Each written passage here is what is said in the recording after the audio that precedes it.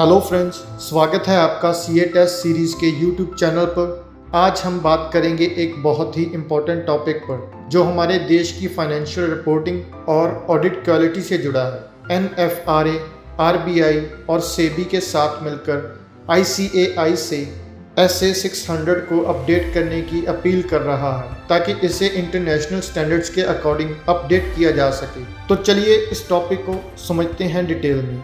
NFRA, RBI और सेबी ने मिलकर आईसीएआई से SA 600 को अपडेट करने की ज़रूरत पर जोर दिया है। ये कदम इसलिए इम्पॉर्टेंट है क्योंकि SA 600 में पिछले 20 सालों से कोई बड़ा बदलाव नहीं हुआ और इसे इंटरनेशनल स्टैंडर्ड्स जैसे कि ISA 600 के अनुरूप लाना बेहद ज़रूरी है। एनएफआरए के हाल ही में कुछ बड़े मामलों जैसे कि रिलायंस कैपिटल में ऑडिट में कई कॉन्ट्राडिक्शन सामने आए।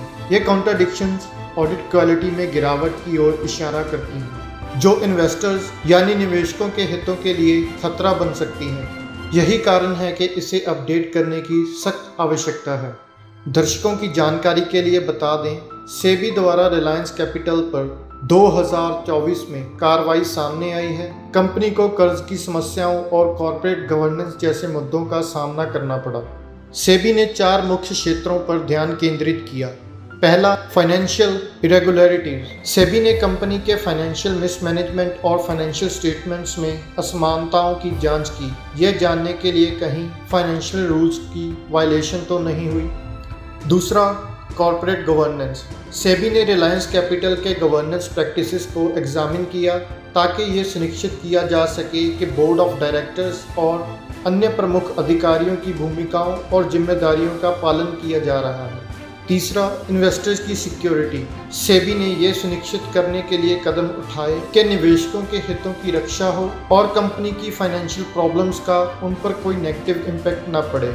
चौथा, रेगुलेटरी कंप्लायंस। सेबी ने यह सुनिश्चित किया कि रिलायंस कैपिटल सभी रूल्स और स्टैंडर्ड्स का पालन कर रही है और ये भी देखा कि कंपनी ने सभी आवश्यक खुलासे और रिपोर्टिंग आवश्यकताओं को पूरा किया है। सेबी का यह कदम रेगुलेटरी मॉनिटरिंग को मजबूत करने और इंडियन फाइनेंशियल सिस्टम में निवेशकों के विश्वास को बढ़ाने के लिए एक व्यापक प्रयास का हिस्सा है।